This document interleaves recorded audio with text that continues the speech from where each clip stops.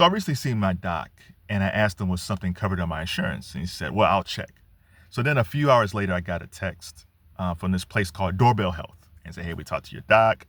We're going to contact you more about his requests for you, about the prescription. I said, okay, fine. So then I get a call and it says, Mr. Lockett. And I said, yeah. And he started asking me questions and it was going fine. It's like, okay. But then I started thinking, it's like, this feels like AI. Now, again, there was computers typing in the background. You heard some other people talking in the background. It sounded like just a regular call center call. But as the questions went along, I felt like, okay, they're open-ended questions. The voice was very warm, but this is clearly AI. But it was simple and fast. And then we were done. And they say, okay, we'll let you know about your request. And I was like, okay.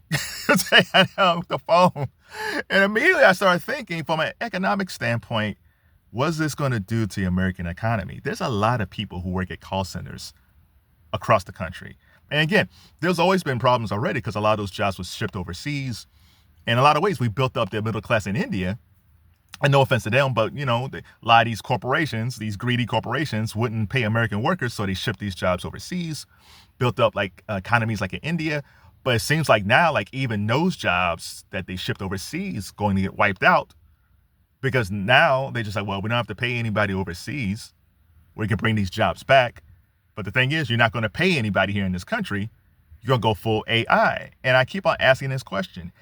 If you keep on using AI for more and more of these jobs, who's going to have enough money to buy goods?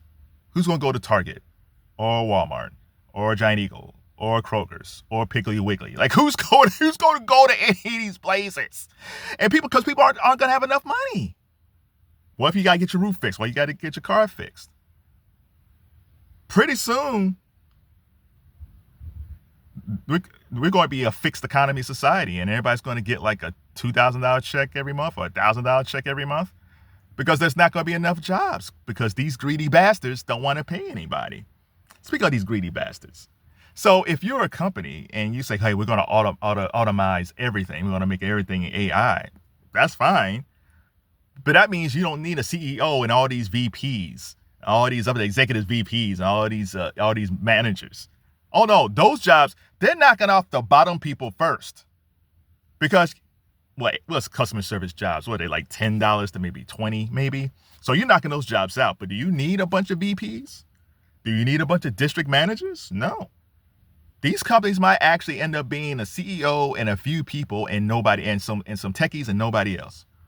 But what does that do to the American economy? And what does that do to the American worker? I am fearful of what's going to happen by the time we get to 2030. This is just the beginning. T2, Arnold Schwarzenegger's film, Terminator 2. They said like be afraid of the robots, man. And he was right.